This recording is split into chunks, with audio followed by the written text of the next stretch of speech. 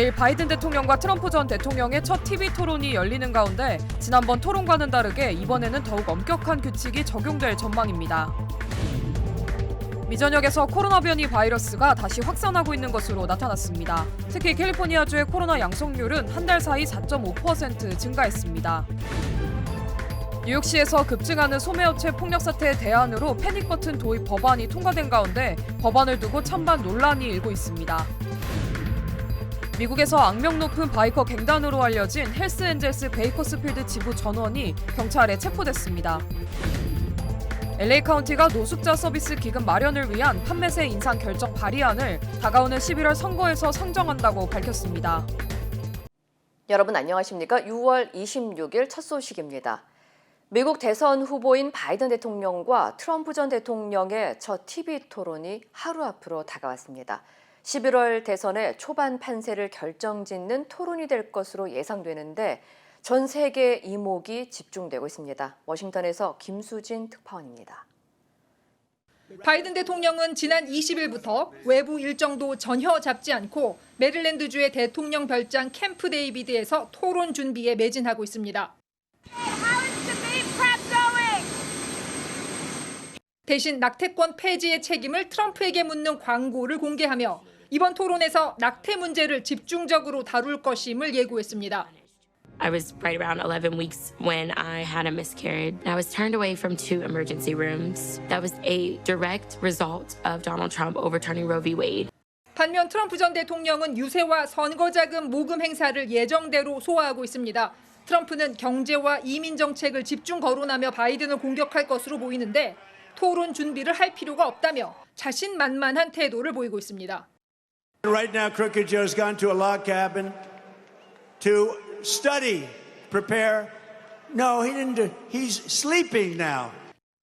이번 토론은 대선을 4개월 넘게 남겨두고 이례적으로 일찍 치러집니다. 두 전현직 대통령이 지지율에서 초접전 양상을 보이고 있어 대선의 초기 판세를 결정지을 분수령이 될 것으로 보입니다.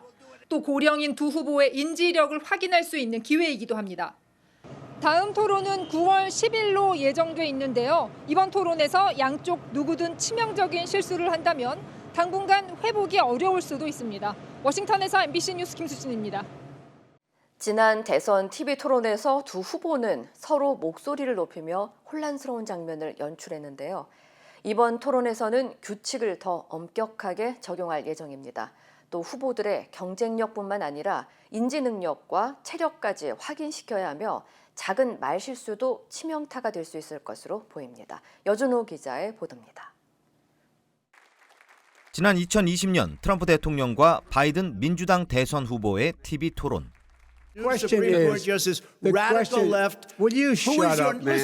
상대방의 말을 끊고 막말이 난무했던 당시 토론은 두 후보의 비호감도를 올리는 동시에 유권자들에겐 큰 실망감을 안겼습니다.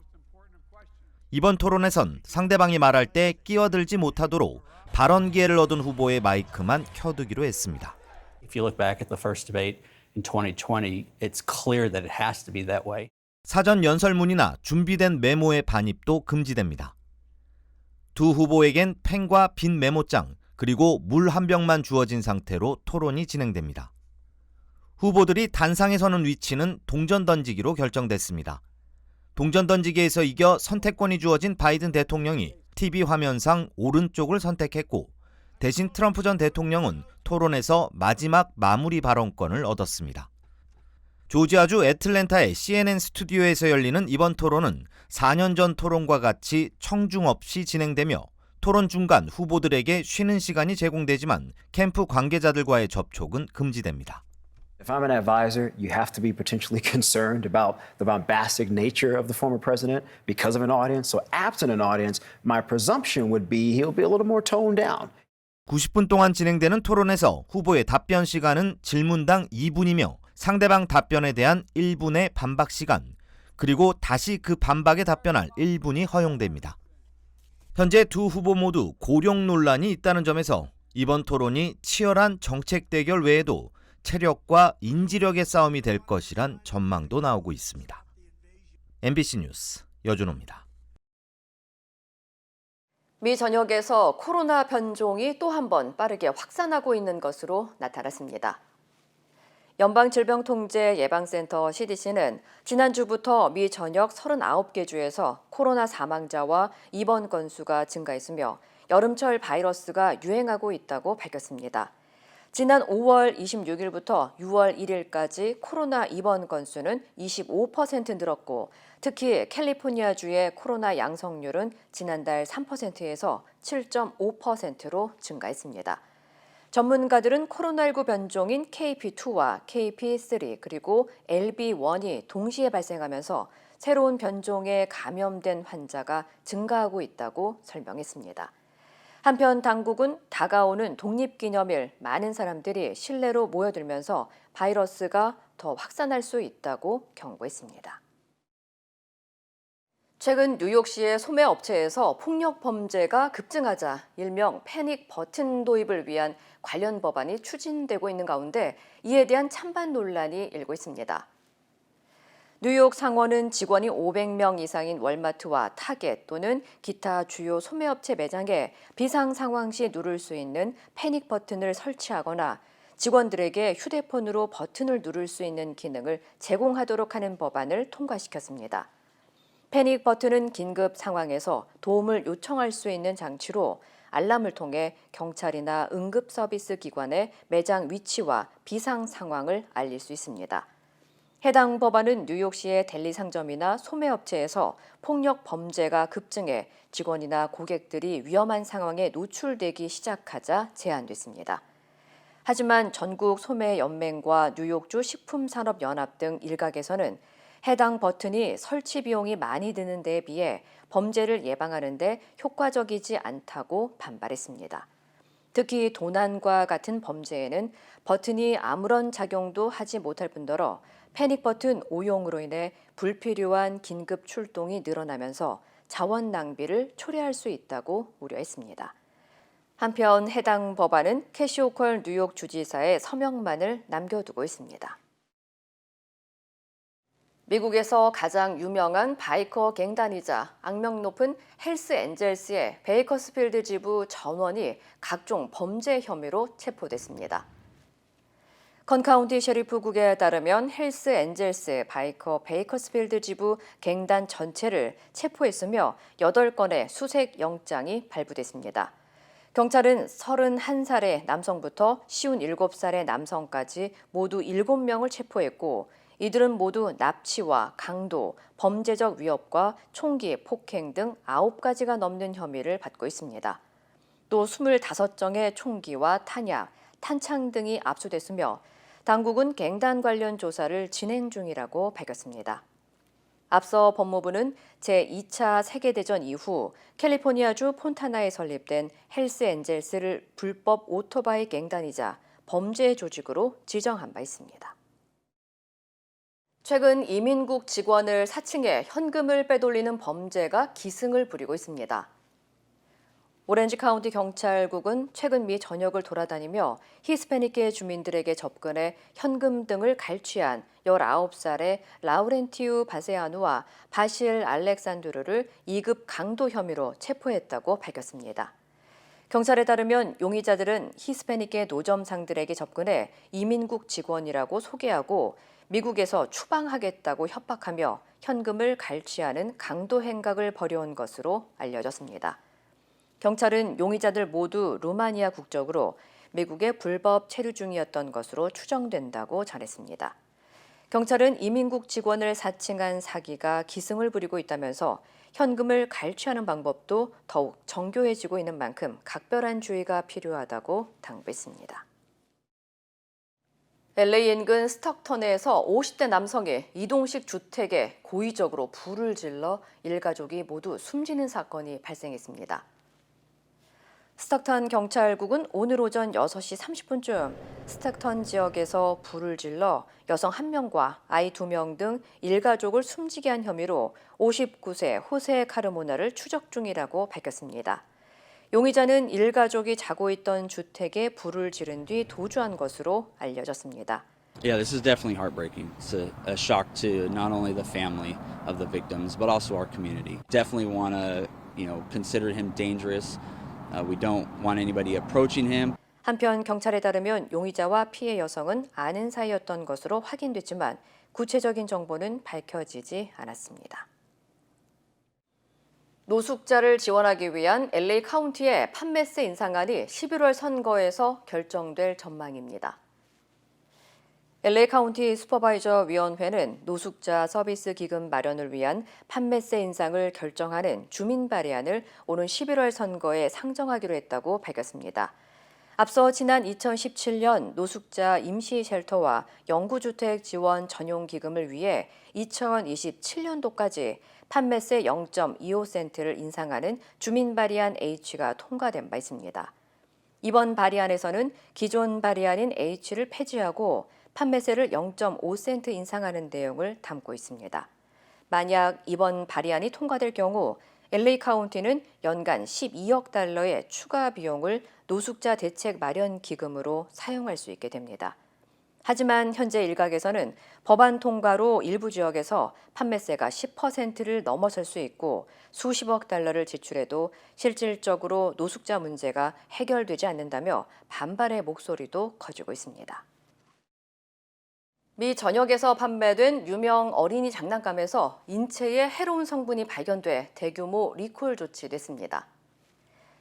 어린이용 장난감 제조업체 MGA 엔터테인먼트사는 미니버스 메이크잇 미니세트의 일부 제품에서 레진이 제대로 굳지 않아 안전 기준치 이상의 아크릴 산염 성분에 노출될 위험이 제기됐다면서 미 전역과 캐나다 등 북미 지역에서 2,200만여 개를 리콜한다고 밝혔습니다.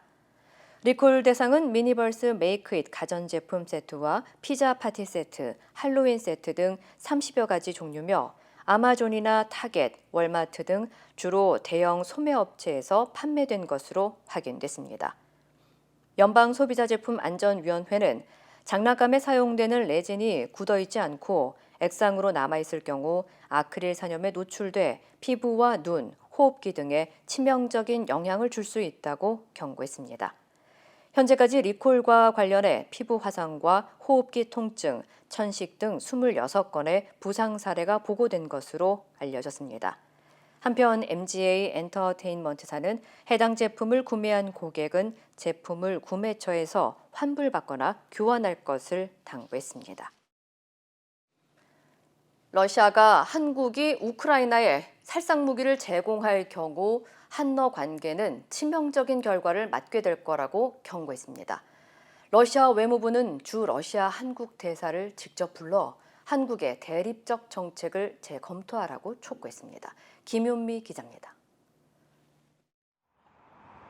러시아 외무부가 한국 정부를 강하게 비판했습니다.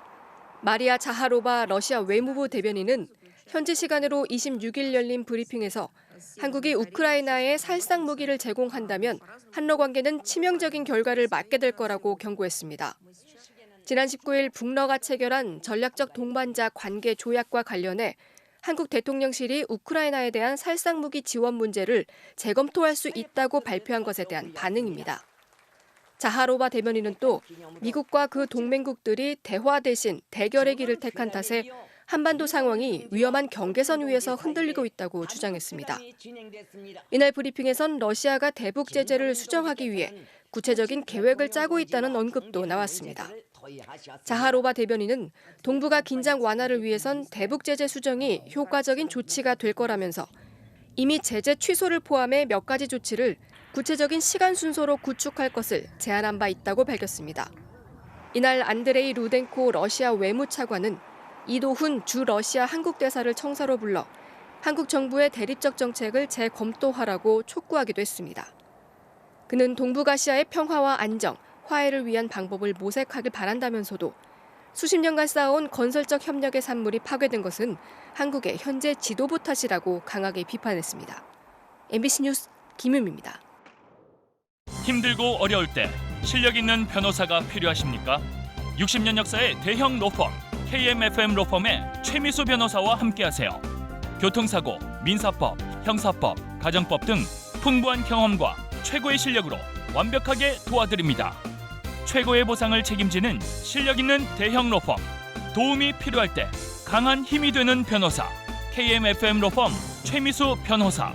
213-427-2350 화성 아리셀 공장 화재 희생자들의 신원이 추가로 확인되면서 지금까지 23명 가운데 14명의 신원이 파악됐습니다. 경찰은 나머지 희생자들의 신원 확인을 이어가면서 아리셀 공장과 대표 자택 등을 압수수색하며 본격적인 수사에 착수했습니다. 김상훈 기자입니다. 아리셀 공장 화재로 숨진 희생자들을 추모하기 위해 마련된 임시 합동 분향소. 희생자 23명 가운데 그 누구의 영정도, 위패도 보이지 않습니다. 유족들은 물론 안타까운 마음에 분향소를 찾은 사람들의 추모가 이어졌습니다. 가족들을 위해서, 나라를 위해서 이국 멀리에서 일하시다가 돌아가셔서 감정이입이 좀 되고요. 너무 마음이 아프고. 앞서 신원이 확인된 희생자는 3명이었는데 어제 저녁 경찰이 11명의 신원을 추가로 확인해 유족들에게 알렸습니다. 유족의 DNA와 시신에서 채취한 DNA를 대조해 화재 이틀 만에 희생자 23명 가운데 14명의 인적사항을 확인한 겁니다. 23명 모두 질식사했다는 국립과학수사연구원의 부검 소견도 나왔습니다. 경찰은 남은 9명의 신원 확인에 속도를 내고 있습니다. 국내에 거주하는 가족이 없어 신원 확인이 어려웠던 외국인 희생자 가족들도 화성시 지원으로 어제 저녁 입국해 DNA를 채취했습니다. 경찰과 노동부는 어제 6시간에 걸쳐 아리셀 공장과 인력 공급업체 2곳, 아리셀 박순관 대표 자택 등을 압수수색했습니다. 경찰은 생산 공정과 관련된 서류와 전자정보 등을 확보한 걸로 파악됐습니다. 수사를 받고 있는 아리셀 박 대표는 압수수색 직후 분향소를 찾아 희생자들을 추모했습니다. MBC 뉴스 김상훈입니다. 제왕절개 산모의 국소 마취술, 페인버스터와 무통주사를 함께 쓰지 못하게 보건복지부가 지침을 내렸다가 비판 여론이 일자 행정예고안을 수정하겠다고 번복했습니다. 그런데 당장 다음 달 시행임에도 복지부가 수정 지침을 내리지 않아서 혼란이 커지고 있습니다. 이혜선 기자입니다. 오는 2월 출산 예정인 김민영 씨는 출산 방법을 놓고 고민입니다. 제왕절개로 분만할 때 통증을 줄여주는 국소 마취 시술인 페인버스터를 사용할 수 있을지를 알 수가 없어 혼란스럽습니다. 내가 어떤 약품을 받을 수 있는지, 제왕절개를 해야 될지 이런 것도 되게 고민되고 걱정되고 하는 부분인데 나라에서 이 법을 계속 번복하고. 보건복지부는 지난 5월 제왕절개 분만 시 무통주사와 국소 마취 시술인 페인버스터를 같이 쓸 수 없다고 행정 예고했습니다. 산모들 선택권을 제한해 반발이 거세다는 MBC 보도에 현장 의견을 수렴해 이달 안에 이를 수정하겠다고 밝혔습니다. 하지만 당장 행정 예고가 시행되는 7월이 다가왔지만 명확한 방침이 나오지 않고 있습니다. 산모들과 산부인과에선 혼란이 가중되고 있습니다. 대한분만병의원협회는 무통주사와 페인버스터 두 치료법 병용에 대한 유용성은 충분히 입증됐고 산모의 빠른 회복과 태아의 안전면에서 유용하다며 해당 예고안에 대한 우려 의견서를 제출하기도 했습니다. 내가 진료를 받고 싶은 내용을 병용진료라는 이유 하나로 금기하고 막고 이런 형태로 국가가 진료 내용에 대해서 자기 결정권에 대한 심각한 침해를 하고. 복지부는 무통주사와 페인버스터를 같이 쓸 수 있게 하도록 결정했지만 당초 80%에서 90%로 올리기로 예고했던 본인 부담률에 대한 합의가 되지 않아서 행정예고 수정이 늦어지고 있다고 밝혔습니다. 복지부는 산부인과학회와 마취 통증 학회를 포함해 본인 부담률에 대한 의견을 수렴하고 있다며 본인 부담률을 100%로 부담하는 걸로 결정됐다는 일부 보도는 사실이 아니라고 선을 그었습니다. MBC 뉴스 이혜선입니다. 요즘 뜨거운 열풍의 K 콘텐츠. 하지만 경쟁이 계속 치열해지면서 급증한 제작비로 지속이 가능하냐는 우려도 나오는데요. K 콘텐츠의 미래를 위해 전문가들이 모였습니다. 이정은 기자입니다. 요즘 K 콘텐츠는 국내뿐 아니라 세계에서도 각광받습니다. 넷플릭스, 디즈니 플러스 같은 글로벌 OTT들이 한국을 자꾸 찾는 이유입니다. 그런데도 방송 사업자들은 어렵습니다. OTT 플랫폼 확대로 제작비가 전반적으로 상승하는데 방송 사업자의 영업이익은 크게 줄었기 때문입니다. 최근엔 한국이 글로벌 OTT의 하청 기지로 전락할 수 있다는 우려까지 나옵니다. 국내에서 제작 비용은 현재 올라가고 있기 때문에 이제 와치를 잘 해야 되는 이런 상황이라고 볼 수 있겠습니다. 진짜 글로벌 플랫폼에 의한 국내 방송 미디어 산업 종속이라는 이제 얘기는 이미 있지만 전문가들은 지상파의 역할에 주목했습니다. 방송 사업 매출 대비 제작비 비율이 지상파는 76%, 100만 원 벌면 76만 원은 다시 콘텐츠 제작에 쓴다는 뜻입니다. 5.1%인 유선방송 사업자, 0.1%인 IPTV 사업자와는 큰 차이를 보였습니다. 지상파 매출이 제작시장 전반에 가져오는 순환 효과는 지금도 지대하다고 할 수 있을 것 같습니다. 콘텐츠 제작자로서 지상파 방송이 계속 역할하려면 재송신료 협상 등을 통해 충분한 수익이 확보돼야 한다는 지적입니다.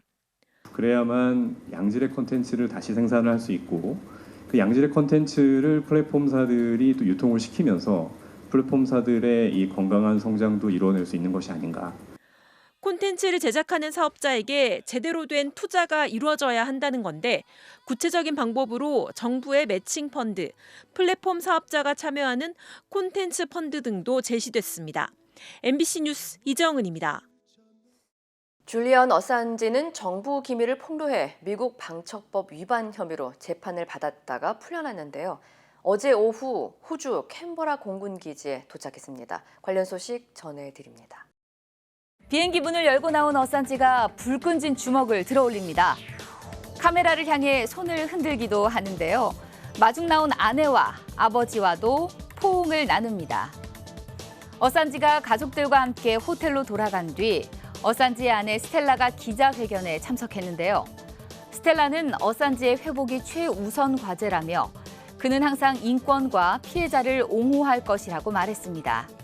어산지는 미국 육군 정보분석원을 설득해 기밀을 빼돌려 2010년 위키리크스를 통해 폭로한 혐의로 미국에서 기소됐는데요. 현지 시간 어제 오전 미국령 사이판 지방법원에 출석해 자신의 유죄를 인정했고 판사가 징역 5년형을 선고했지만 영국 교도소에서 복역한 기간이 인정돼 이날 바로 석방됐습니다. 이 같은 조치는 어산지와 미국 법무부가 맺은 형량 합의에 따른 것인데요. 이에 따라 어산지는 앞으로 미국 정부의 허가 없이는 미국 입국이 금지됩니다. 삼엄한 경비 속에 파란색 패딩을 입고 수갑을 찬 남성이 호송됩니다. 영상 속 남성은 온두라스의 전 대통령 후안 오를란도 에르난데스인데요. 뉴욕 맨해튼 연방법원은 마약 밀매 등 혐의로 에르난데스 전 대통령에게 징역 45년을 선고했습니다. 에르난데스 전 대통령은 2014년부터 2022년 재임 기간에 마약 밀매 조직과 공모해 대량의 코카인을 미국으로 밀반입하도록 도운 혐의를 받고 있습니다. 국회의원이던 2004년부터 마약 밀매업자와 결탁해 업자로부터 뇌물을 받아 대선 자금으로 쓴 것으로 조사됐습니다. 대통령궁과 국회가 있는 볼리비아 수도 라파스의 무료 광장에 탱크와 장갑차가 집결했습니다. 무장한 군인들이 취재하려는 언론을 통제하는데요. 볼리비아군은 이어 정부 청사와 대통령 궁에도 진입했습니다.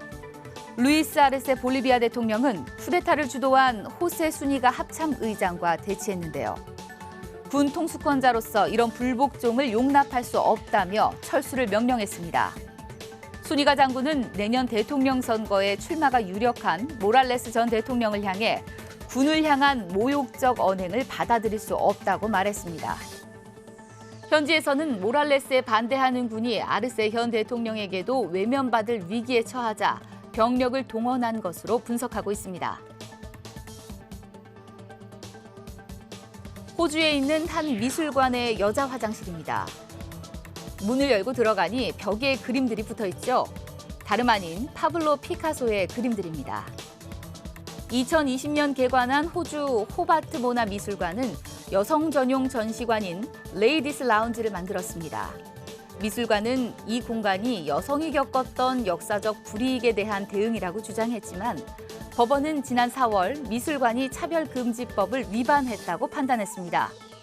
이에 미술관은 여성 전용 전시관을 폐쇄하는 대신 여성들만 들어갈 수 있는 화장실에서 전시를 시작한 겁니다. 이 전시관을 기획한 큐레이터는 자신의 SNS에 여성만을 위한 새로운 전시회가 열린다며 화장실 벽에 걸린 피카소 작품을 공개했습니다. 이 시각 세계였습니다. 인터넷과 SNS에서 화제가 된 소식들 알아보는 투데이 와글와글입니다. 반려견을 키우는 인구가 1,000만 명을 넘어서면서 반려견 에티켓인 패티켓을 두고 갈등을 겪는 경우가 늘고 있는데요. 아이들이 뛰어노는 놀이터에 목줄과 입마개 없이 서 있는 맹견의 모습이 공개돼 논란이 일고 있습니다. 놀이터에 맹견으로 분류된 로트와일러 한 마리가 서 있습니다. 목줄과 입마개도 없이 어린아이와 엄마로 보이는 여성을 빤히 쳐다보고 있는 모습이 왠지 오싹하죠. 아니나 다를까 사진이 올라오자마자 견주를 향해 비난이 쏟아졌습니다. 맹견을 목줄과 입마개 없이 놀이터에 풀어놓다니 제정신이 아니다. 맹견 목줄, 입마개 미착용은 엄연한 불법이라면서 견주의 위험한 행동을 지적한 건데요. 하지만 개 주인은 반성하기는커녕 오히려 사진 찍으려고 잠깐 풀어놓은 것이라며 누리꾼들을 공격했고요. 한바탕 설전을 벌이며 논란을 키웠습니다. 반려견을 키우는 도베르만의 일상을 공유하는 한 유튜버도 지난달 행인과 개 입마개 착용을 두고 언쟁을 벌이는 장면을 공개한 뒤 문매를 맞았는데요. 영상에 지나가던 남성이 일부러 다가와 개를 자극하는 장면이 담겼습니다. 그런데 한 누리꾼이 혹시 모르는 사고를 위해 입마개를 하라는 댓글을 달자 유튜버가 발끈하며 막말을 쏟아낸 건데요. 해당 댓글을 쓴 누리꾼의 SNS를 찾아내 어린 자녀의 이름을 언급하면서 천방지축인 애들도 꼭 줄로 묶어 다니라며 비아냥대는 답글을 단 겁니다. 글은 삽시간에 퍼졌고 유튜버를 향해 비난이 빗발쳤는데요. 해당 유튜버는 결국 어리석은 행동을 했다면서 사과문을 올렸습니다. 혼자 엘리베이터도 타고요. 복도 이것저것을 누비면서 서류를 발빠르게 배달하는 이 로봇. 지난해 8월 경북 구미시에 특별 채용된 로봇 주무관인데요. 그동안 공무원증을 차고 청사본관 1층에서 4층을 오가며 문서 배달 업무를 도맡아 왔지만 도입 1년도 안 돼 안타까운 소식이 전해졌습니다. 구미시의회 계단 아래로 추락해 망가진 로봇 주무관의 모습인데요. 지난 20일 오후 평소처럼 문서를 배달하던 로봇 주무관이 갑자기 계단으로 돌진하더니 2m 아래로 추락한 겁니다. 사고 직전에는 제자리를 돌면서 서성이는 모습이 목격됐지만 아직 정확한 사고 원인은 밝혀지지 않았다는데요.